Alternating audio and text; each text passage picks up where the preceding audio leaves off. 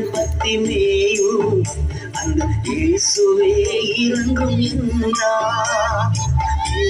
உன்னுடன் பத்தி மேயும் அந்த இயேசுவே இறங்கும் என்றார். கரங்களை தட்டுவோமாக. பார்வை அடைந்து மகிழ்ந்தார், உடன் இயேசு பின்னே நடந்தார்.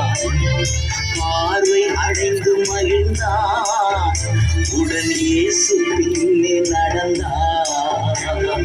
யெகோவா ராஃபா இன்றும் வாழ்கிறார். சுகம் தரும் தெய்வம் இயேசு, சுகம் இன்று தருகிறார். மனம் இறங்கும் தெய்வம் இயேசு, சுகம் தந்து நடத்தி செல்வார். மனம்